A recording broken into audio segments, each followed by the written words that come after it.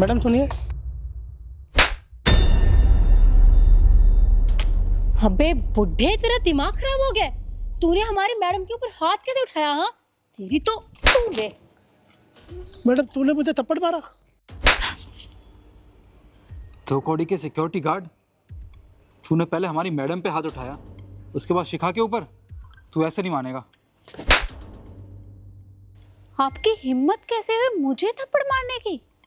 भूल गए हैं आप, इस कंपनी की मालकिन हूं मैं, और मैंने ही आपको यहाँ नौकरी दी है और आपने मुझे ही थप्पड़ मारा। तू यहाँ नौकरी करने के लायक नहीं है।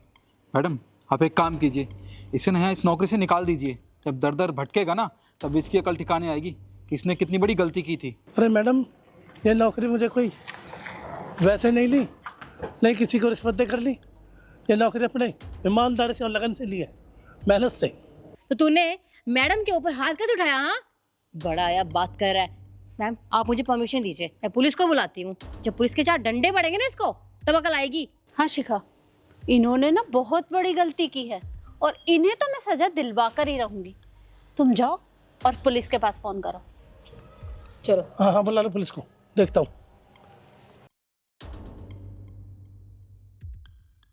मैम साहब, मैं तुम्हारे हाथ जोड़ता हूँ, तुम्हारे पैर पड़ता हूँ। मैम साहब, मेरे से गलती होगी, मैं गलती की माफ़ी चाहता हूँ। मेरी मजबूरी थी। क्या कहा आपने? मजबूरी? अपनी गलती को मजबूरी का नाम मत दो। अब जैसे ही आपको पता चला कि यहाँ पुलिस आने वाली है, तो आपके हाव भाव बदल गए। क्या हुआ? अभी तो आप कह रहे थे कि आपकी मजबूरी है, और हाँ, मुझे भी तो पता चले कि ऐसी कौन सी मजबूरी है जो आपने मुझे थप्पड़ मार दिया। तो सुनिए मैम साहब, वो मैडम और ये साहब दोनों उस मैडम से बात कर रहे थे कि इस मैडम को रास्ते से साफ करते हैं और इसको मार डालते हैं। एक्सक्यूज मी जी? आप लोग डीएस कंपनी में काम करते हैं ना? जी हाँ, बट आपको कैसे पता? और आप हो कौन? आप लोगों ने धीमान इंटरप्राइजेस का नाम सुना है? बिल्कुल सुना है। वो तो शहर की बहुत बड़ी कंपनी है, उसको कौन नहीं जानता। और तो और हमारी कंपनी वाले भी ट्राई कर रहे हैं उसके साथ काम करने के लिए, बट हो नहीं पा रहा है। एक्चुअली मैं उसकी ऑनर हूँ। ऑनर? ईशिता धीमान? अरे मैम, मुझे तो विश्वास नहीं हो रहा कि आप हमें ऐसे मिल जाओगे। कोई बात नहीं, वैसे मुझे आप लोगों की एक हेल्प की ज़रूरत है, तो आप लोग मेरी एक हेल्प करेंगे? हमारी हेल्प? बताइए, आपको किस हेल्प की ज़रूरत है? एक्चुअली जो आप लोगों की बॉस है ना, वो कुछ ज़्यादा ही ईमानदार है, और उनकी ईमानदारी की वजह से ना मुझे मार्केट में काफ़ी ज़्यादा लॉस हो रहा है। तो मैं बस इतना चाहती हूँ कि आप लोग मेरी मदद कीजिए, और उसके बदले मैं आपको वो दे सकती हूँ जो आप सोच भी नहीं सकते। क्योंकि जिस कंपनी में आप लोग एज ए एम्प्लॉय काम करते हैं ना, उस कंपनी के 50% शेयर्स मैं आप लोगों के नाम कर दूँगी। अच्छा, 50% शेयर्स? ठीक है, लेकिन एक बात बताइए, अगर इन फ्यूचर हम फंस गए तो हम तो अपनी कंपनी से भी हाथ धो बैठेंगे और 50% शेयर से भी। अरे उसकी टेंशन लेने की ना आप लोगों को कोई ज़रूरत नहीं है। अरे आप लोगों ने मेरा नाम सुना ही है, और मेरी कंपनी बहुत जानी मानी कंपनियों में से एक है, तो आप लोगों का फंसने का कोई चांस नहीं बनता। और अगर इन फ्यूचर आप लोग फंस भी जाते हैं तो उसके लिए मैं बैठी हूँ। तब तो ठीक है, फिर रेडी, डन। डन, फिर मिलते हैं काम होने के बाद। ओके। 50% शेयर्स। इतना बड़ा धोखा, मैम साहब को मारने की साजिश। मैं ऐसा नहीं होने दूंगा, चाहे मुझे इसके लिए कुछ भी करना पड़े। मैं देखता हूँ मैम साहब को कैसे रास्ते से हटाते हैं। तो इसलिए मैंने ये सब किया। बस मैम साहब, मेरे को माफ़ कर दीजिए। अब मैं समझी, आपने ये सब मेरी जान बचाने के लिए किया है। कोई बात नहीं, आप बेफिक्र रहिए। अभी थोड़ी देर में पुलिस यहाँ आने वाली है, और अगर उन दोनों ने गलती की है ना, तो उन्हें तो मैं सजा दिलवा कर रहूंगी। देखिएगा आप। मैम, आप फिक्र मत कीजिए, मैंने पुलिस को फोन कर दिया है, पुलिस आती होगी और अब तुझे पता चलेगा बुढ़े तूने कितनी बड़ी गलती करी है। सही किया शिखा, जो तुमने यहाँ पुलिस को बुला लिया। अब जो भी दोषी है उसे तो सजा मैं दिलवा कर रहूंगी, पर तुम दोनों को पता है ये दोषी नहीं है, दोषी हो तुम दोनों, क्योंकि तुम दोनों मुझे अपने रास्ते से हटाना चाहते हो। मैम, कैसी बात कर रही हैं आप? हम भला ऐसा क्यों करेंगे? और मुझे ऐसा लगता है ना, जरूर इस बुढ़े ने हमारे खिलाफ आपके कान भरे हैं, कुछ बोला होगा हमारी पीठ पीछे, लेकिन देखिए ऐसा कुछ भी नहीं है। इन्होंने मेरे कान नहीं भरे, बल्कि इन्होंने तो मुझे सच्चाई बताई है, क्योंकि इन्होंने तुम दोनों की बातें सुन ली थी जब तुम उस मैडम के साथ मिलकर मुझे अपने रास्ते से हटाने की साजिश रच रहे थे। तो तुम मुझे एक बात बताओ, अरे मैंने तुम दोनों को यहाँ काम दिया, तुम्हें अच्छी खासी सैलरी देती हूँ, तुम दोनों के ऊपर पूरा भरोसा किया, पर तुम मुझे ही धोखा देने चले थे। तुम्हारी हिम्मत कैसे हुई ये सब करने की? अभी थोड़ी देर में पुलिस आएगी और तुम्हें यहाँ से लेकर जाएगी। शिखा, देखो जब सब कुछ मैडम को पता है तो छुपाने से कोई फ़ायदा नहीं है। मैडम ये सब सच है कि हम दोनों आपको रास्ते से हटाना चाहते थे, पर ये हमारा प्लान बिल्कुल नहीं था। वो ईशू मैम ने हमें ये सब करने के लिए कहा था, और ये भी कहा था कि अगर हम ये सब कुछ कर देंगे तो हमें इस कंपनी में 50% का शेयर मिलेगा। मैम गलती हो गई, हमसे माफ़ कर दीजिए प्लीज़। और कोई भी आकर तुम्हें लालच दे देगा और तुम उसकी बातों में आ जाओगे। एक बार भी तुमने अपने बारे में नहीं सोचा कि अगर तुम्हारी सच्चाई मुझे पता चलेगी तो तुम्हारा क्या होगा? अब जेल में ना पूरी जिंदगी चक्की पीसते रहना, और मैं भी देखती हूँ कि तुम दोनों को वहाँ से कौन निकालता है। मैम देखिए, वो हमसे बहुत बड़ी गलती होगी, हम समझते हैं, लेकिन दोबारा ऐसी गलती नहीं करेंगे। आप प्लीज़ हमें एक मौका दीजिए, हमारी ज़िंदगी ख़राब हो जाएगी, हम कहाँ जाएंगे फिर? वो सब तो तुम्हें पहले सोचना चाहिए था, अब बहुत देर हो चुकी है। और हाँ, उस ईशू मैडम को बोलना कि जेल से तुम्हें बाहर निकलवा ले, और मैं भी देखती हूँ उसमें इतनी हिम्मत कहाँ से आएगी कि तुम्हें बाहर निकाल सके। काका, इन दोनों के ऊपर नजर रखिएगा, ये यहाँ से भागने नहीं चाहिए, और जैसे ही पुलिस आए मुझे अंदर से बुलवा लीजिएगा। ठीक है मैडम। साइड में खड़ो। आने दे पुलिस को, पता चल जाएगा।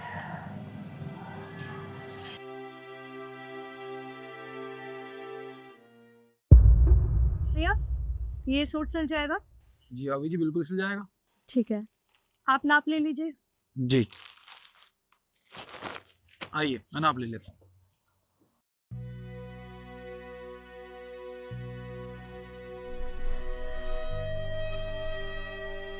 भाभी जी, आपका साइज तो पहले से बढ़ गया है। हाँ भैया, थोड़ी सी मोटी हो गई हूँ। आप एक काम करिए, इसे थोड़ा ढीला ही रखो। ठीक है, ये 32 है, मैं इसको 33 रख देता हूँ। ठीक है।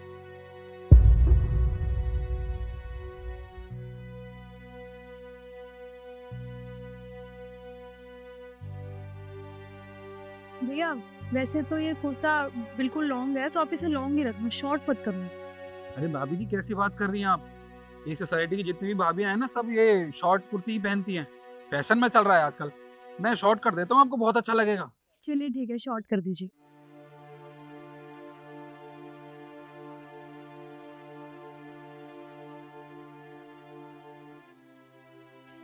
लाइए बाजू दिखाइए। भैया बाजू इसकी आप एक काम करो, हाफ ही कर दो। हाफ? पर आपने तो फुल पहना हुआ है। कोई नहीं, इसकी हाफ कर दो आप। चलिए मैं हाफ कर देता हूँ। ठीक।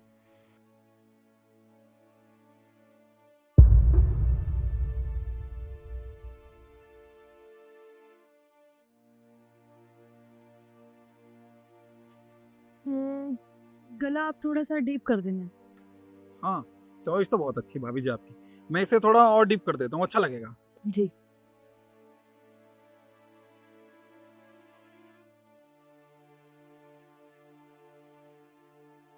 अब जरा पीछे मुड़िए, मैं नाप ले लेता हूँ।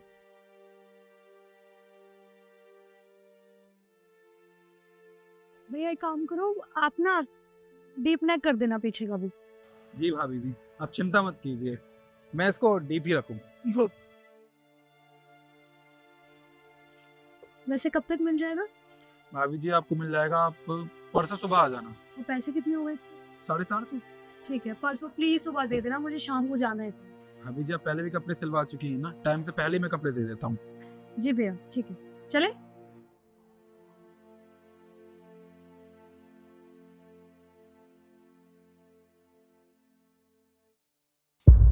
तो मुझे एक बात बताओ, तुम्हें इस टेलर से कपड़े सिलवाने ज़्यादा ज़रूरी है क्या?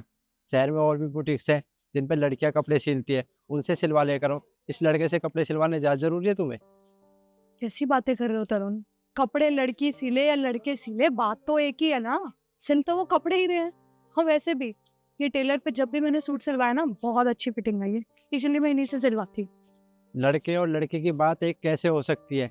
तुम जानती नहीं हो लड़कों की नीयत के बारे में, मैं अच्छे से जानता हूँ लड़कों की नीयत के बारे में। जब एक बात बताओ, इस लड़के ने तुम्हारा नाप ले लिया था, डायरी में लिख लिया था, फिर दोबारा नाप लेने की क्या जरूरत थी? उसने दोबारा नाप इसलिए लिया था, वो जानबूझ कर तुझे परेशान करना चाहता था। तरुण अब ना तुम ज्यादा सोच रहे हो इस बारे में। अरे वो भैया क्यों परेशान करेंगे मुझे, वो अपना काम कर रहे थे तरुण। और रही बात दोबारा नाप लेने की, तो उन्होंने दोबारा नाप इसलिए लिया ताकि मुझे फिटिंग अच्छे से आ सके। मैं ज्यादा नहीं सोच रहा हूँ, मैं सही सोच रहा हूँ। अरे लड़की से सिलवा लेगी तो क्या हो जाएगा? शहर में और भी बुटीक है, इससे सिलवाने ज्यादा जरूरी है। मुझे अच्छा नहीं लगा जब वो तेरा दोबारा नाप ले रहा था। तरुण अब ना ये तुम बच्चों वाली बातें कर रहे हो। पहली बात तो ये कि तुम्हारी मम्मी ने ही मुझे यहाँ भेजा था सूट सिलवाने की, क्योंकि तुम्हारी मम्मी ना अपने सारे सूट इन्हीं भैया से सिलवाती। और एक बात बताओ, तुम्हारे ऑफिस में भी फीमेल स्टाफ है ना? मैंने तो कभी तुमसे या तुम्हारे बॉस से कंप्लेंट नहीं की कि तुम लड़कियों से बात नहीं करोगे। तरुण मुझे तुम पे ट्रस्ट है। और दूसरी चीज ये कि वो अपना काम कर रही है, तुम अपना काम कर रहे हो ऑफिस में, ऐसे ही वो भैया भी अपना काम कर रहे हैं। मम्मी भी इसे सूट सिलाती है? हाँ तो फिर तो कोई दिक्कत नहीं है, तुम मम्मी के साथ आ जाया करो, सिला लिया करो इसी से। वो मैं कुछ ज्यादा सोच गया जब वो तेरा नाप ले रहा था ना। आखिर तू मेरी पत्नी है, देख शक तो जाते ही है, कोई लड़का तुझे छुएगा तो। मुझे नहीं पता, अब तुम ही मेरे साथ चलोगे मेरे सूट सिलवाने। अरे मेरी बात तो सुनो, मैं सिर्फ इतना कहना चाहता हूँ कि यार तुम मेरी बीवी हो, तुम्हें कोई छुएगा तो मुझे तो बुरा लगेगा ना। वो तुम्हें छू रहा था इसलिए मुझे बुरा लगा। बस रहने दो, अब अरे- तुम ही जाओगे। अरे मेरी बात तो सुनो यार, तुम समझ नहीं रही हो।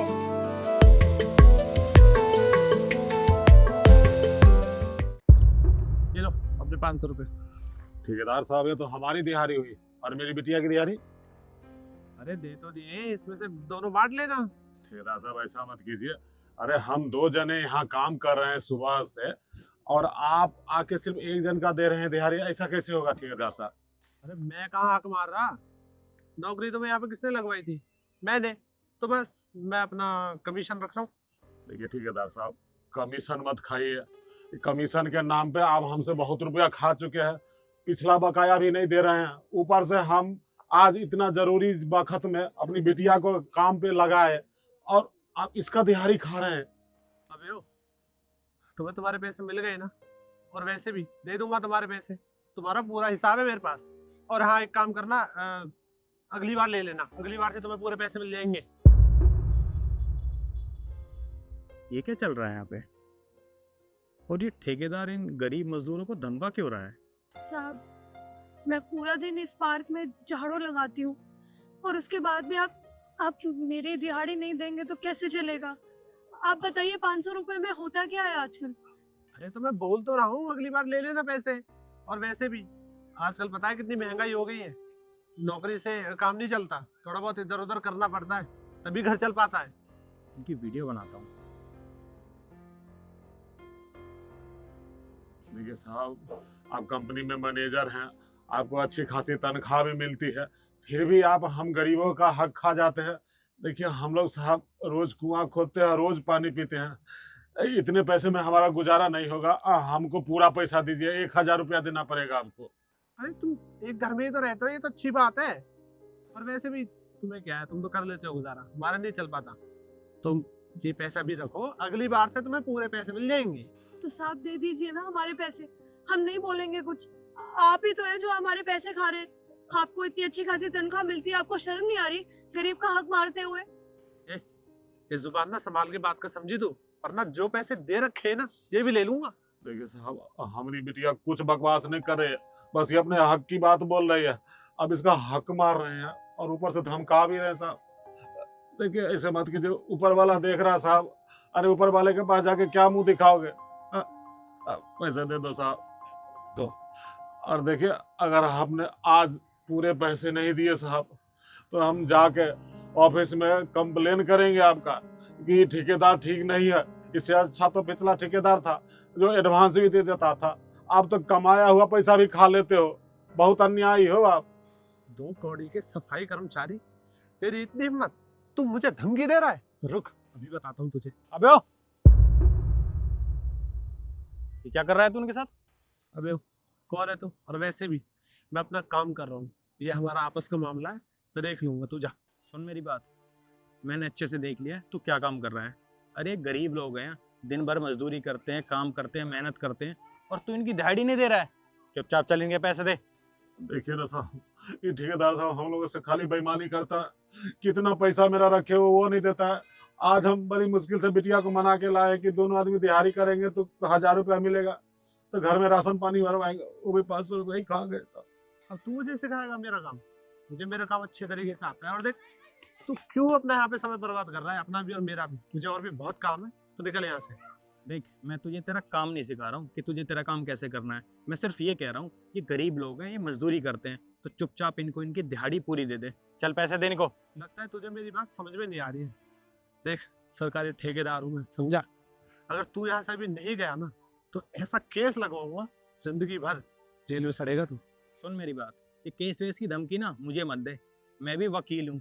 और जो तूने इनके साथ किया है ना, जो तूने इन सबको बोला है, जो तूने इनके पैसे खाए हैं, उस सब की मैंने वीडियो बना ली है। तुझे यकीन नहीं है? ये देख वीडियो। अगर ये वीडियो मैंने ऊपर दे दी ना, तो सोच तेरे साथ क्या होगा। जिस नौकरी का तुझे इतना गुमान है ना, वो तेरी नौकरी चली जाएगी और जिंदगी भर जेल में सड़ेगा तू। क्या वीडियो? भाई देख, मेरा मतलब साहब, देखिए ऐसा मत कीजिए, वो वीडियो आप डिलीट कर दीजिए। अगर ऊपर तक पहुंच गई तो मेरे बीवी बच्चे सड़क पर आ जाएंगे, मेरा क्या होगा? अच्छा, अब जब तेरी नौकरी जा रही है तो तुझे अपने बीवी बच्चों की परवाह होगी, अपने परिवार की परवाह होगी। अरे ये भी तो गरीब लोग हैं, ये भी तो मेहनत करके कमा के खाते हैं, और तू इनको इनके हक के पैसे नहीं दे रहा, इनके पैसे नहीं दे रहा तू। चल चुपचाप इनको पैसे दे। हाँ हाँ साहब, आप जैसा कहोगे मैं वैसे ही करूँगा। साहब पूरा 10,000 रुपया बनता है, पूरा चाहिए। हाँ हाँ, आप रख लो। अब तुम्हारा हिसाब ना क्लियर हो गया है। मैंने साहब इनके सारे पैसे दे दिए हैं। अब वो वीडियो आप डिलीट कर देना और मुझे माफ कर देना। मैं आगे से ऐसी गलती कभी नहीं करूँगा। और सुन मेरी बात, मैं तेरी वीडियो डिलीट नहीं करूंगा, ये वीडियो मेरे पास सेव रहेगी। मैं इस पार्क में आता जाता रहता हूँ। अगर तूने आज के बाद इनके साथ ऐसा कुछ किया या किसी और मजदूर के साथ तूने ऐसा किया, तो याद रखना कि तेरी वीडियो और तेरा क्या होगा। चल ठीक है, जा यहाँ।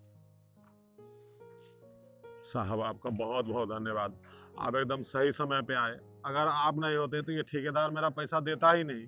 देखिए, आप मुझे धन्यवाद मत दीजिए, मैंने जो कुछ किया है वो सब इंसानियत के नाते किया है। और हाँ, इस ठेकेदार की मैंने वीडियो बना ली है। अगर आज के बाद ये कभी भी आपके साथ ऐसा कुछ करे ना, तो आप मुझे बता देना। मैं यहाँ पार्क में आता जाता रहता हूँ, आपसे मिलता रहूँगा, ठीक है? सच ही कहा है किसी ने बेटी, कि जिसका कोई नहीं होता है उसका भगवान होता है। और देख, हम लोगों की मदद करने के लिए भगवान ने अपना दूत भेज दिया। जी पापा, मैं इन पैसों को संभाल के रख लेती हूँ। अब चल बाकी काम निपटा लेते हैं। अच्छा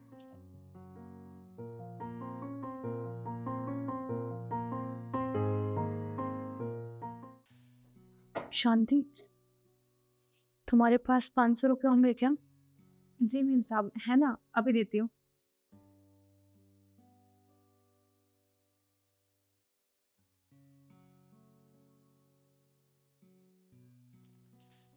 ये लीजिए। शुक्रिया, मैं थोड़े दिन में वापस कर दूंगी। अरे नहीं मीम साहब, वापस करने की कोई ज़रूरत नहीं है। और वैसे भी ये तो आप ही के दिए हुए पैसे हैं, आप हमें सैलरी देती हैं तभी तो हमारा घर चलता है। और वैसे भी आपने तो कितनी बार मेरी मदद किया है, ये पैसे आप वापस नहीं करेंगी तो भी चलेगा। Thank you so much.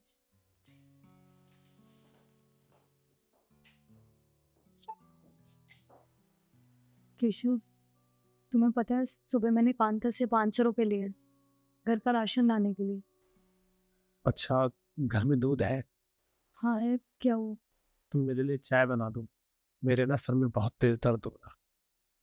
तुम्हें पता है, मुझे नहीं लगता कि हम ये केस जीत पाएंगे।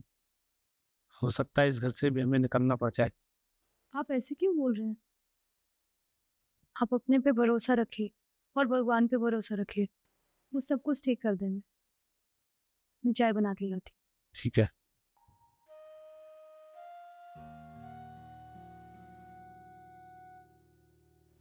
शांति, जी मीम साहब। तू आज से अपने घर चली जा, तुझे कल से काम पे आने की जरूरत नहीं है। क्या वो मीम साहब, आप ऐसे क्यों बोल रही हैं कि मैं कल से काम पे ना आऊँ? मुझसे कोई गलती हुई तो आप बता दीजिए ना, मैं आगे से कभी नहीं करूँगी। ये नहीं शांति, तुझसे कोई गलती नहीं हुई है। मुझे तो पता है ना तेरे साथ में केस चल रहा है। वो और उनके दोस्त एक बिजनेस पार्टनर थे। उनके दोस्त ने उन पर एक झूठा एलिगेशन लगा के उन्हें केस में फंसा दी। और हमें तो ये भी नहीं पता शांति कि हम केस जीतेंगे या नहीं जीतेंगे। 2 महीने से मैंने तेरी सैलरी नहीं दी है, वो तुझसे पैसे भी उधार ले लेती हूँ। प्लीज तू घर जा, जब मेरे पास पैसे होंगे मैं तुझे वापस कर दूंगी। मेम साहब देखिए, आप ऐसे मत बोलिए। और वैसे भी आपको वो याद है जो पैसे आपने मुझसे उधार लिए हैं, और आप वो बोल गई जो आपने मेरी मदद की है इतनी। आपको याद है जब बीच में मेरी तबीयत बहुत ख़राब हो गई थी तो मैं काम पे नहीं आ पा रही थी, और तो और मेरे बच्चे की पढ़ाई भी छूट जाती अगर आपने मेरा साथ ना दिया होता। आपने मेरे बच्चे का एडमिशन कराया, उसकी फीस एडवांस में पे की, और तो और आपने मुझे 2 महीने की सैलरी भी एडवांस में दी, जो कि मैं काम पे आई भी नहीं थी तब भी। आपने मेरी इतनी बड़ी मदद की। आपको क्या लगता है कि आपके बुरे समय पे मैं आपको छोड़ के चले जाऊंगी? ऐसा कुछ नहीं होने वाला। हम सब भरोसा रखिए भगवान पे। भगवान कभी किसी के साथ गलत नहीं करते हैं।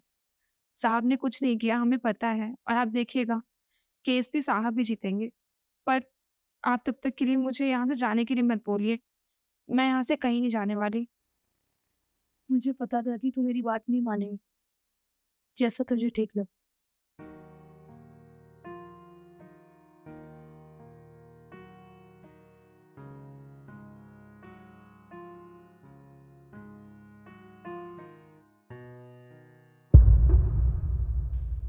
रिद्धि, रिद्धि कहाँ हो तुम? क्यों चिल्ला रहे हो इतनी तेज? ये लो, आज तुम मिठाई खाओ। तुम्हें पता है हम केस जीत गए, सारा पैसा भी हमारा वापस आ गया, और जो इंश्योरेंस के पैसे थे ना वो भी मिल गए। तो हम अपना खुद का बिजनेस शुरू कर सकते हैं। और ये घर अब हमारा ही रहेगा। हमें इस घर से जाने की कोई जरूरत नहीं है। तुम सच कह रहे हो केशव, हम केस जीत गए? हाँ, मैं सच कह रहा हूँ। पर केशव, इस मिठाई के असली हकदार ना शांति है। मुझे 1 मिनट दो बस।